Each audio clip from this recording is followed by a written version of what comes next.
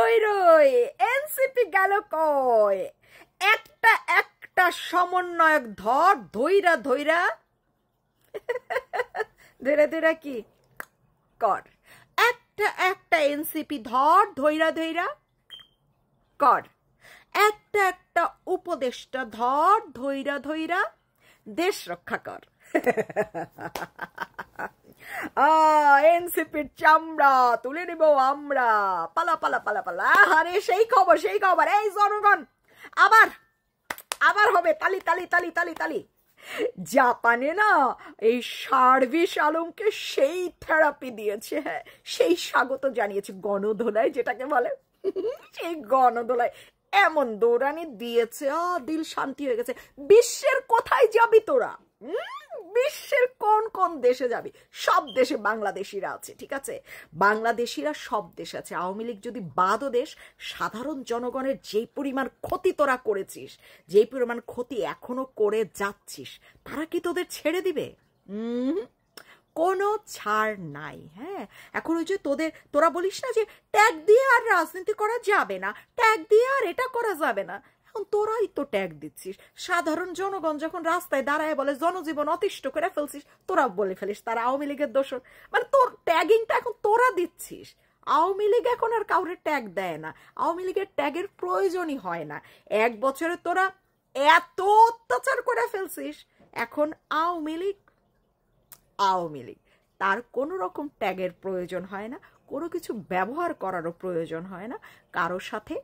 দাঁড়ানোর প্রয়োজন হয় না যুক্ত হওয়ারও প্রয়োজন হয় না আওয়ামী লীগ এখন একাই হাজার লাখ কোটি বুঝাইতে পারছি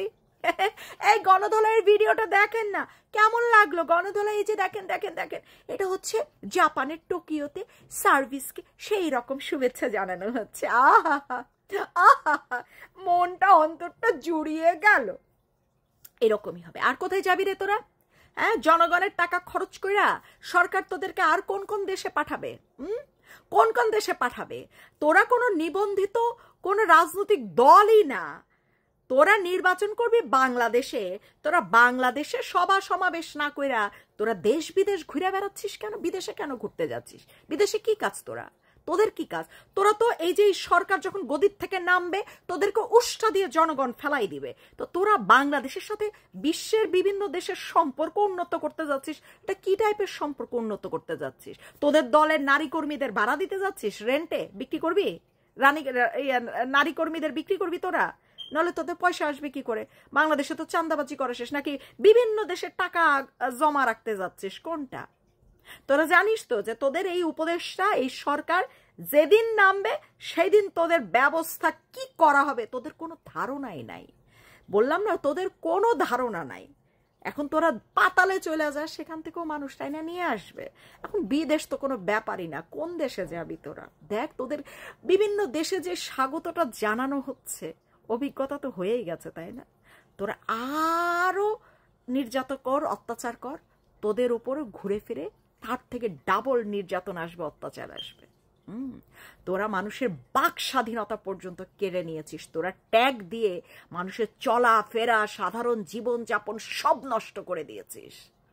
ঠিক আছে আর তোরা বিদেশ ঘুরে বেড়াচ্ছিস দেশে দ্রব্যমূল্যের এত দাম এত ঊর্ধ্বগতি কোনো আন্দোলন নাই কোনো সভা সমাবেশ নাই তোরা বিদেশ ঘুরছিস দিল্লি না ঢাকা সেসবের রাজা রানীরা এখন বিদেশ ঘুরে বেড়ায় কিন্তু দিল্লির থেকে সেই চাল বিদ্যুৎ আদা মরিচ পেঁয়াজ সব আনতেছে কোনো আন্দোলন নাই দিল্লিতে ইলিশ পাঠাচ্ছে কোনো আন্দোলন নাই আরে বাপ রে বাপ দিল্লিতে আম পাঠায় কোনো আন্দোলন নাই সেই নেতা তোরা বিদেশ ঘুরে বেড়াচ্ছিস না দেশের জনগণের প্রতি তোদের কোনো দায়িত্বও নাই কোনোদিন ছিলও না জনগণ আপনারা দেখেন আপনারা আপনাদের সমর্থনকারী পোলাপানগুলারে দেখেন এরা বিদেশ ঘুরে বেড়াচ্ছে আপনাদেরকে নরকের মধ্যে ঠেলে দিয়ে দেশটাকে ধ্বংস করে হ্যাঁ তারা বিদেশ ঘুরে বেড়াচ্ছে বাচ্চা কাচ্চা বউ সব নিয়ে তারা বিদেশ ঘুরছে আর বিদেশিরাও সেই ব্যবস্থাই করছে আপনারা তো বাংলাদেশে থেকে করতে পারছেন না আপনারা তো রাস্তায় নামবেন না আন্দোলন করবেন না আপনারা মেনেই নিয়েছেন আপনারা রাজাকার ঠিক আছে এখন বিদেশিরা দায়িত্ব নিয়ে নিয়েছে এদেরকে কিভাবে গণধোলাই দিতে হয় দিলটা শান্তি হয়ে গেল শান্তি শান্তি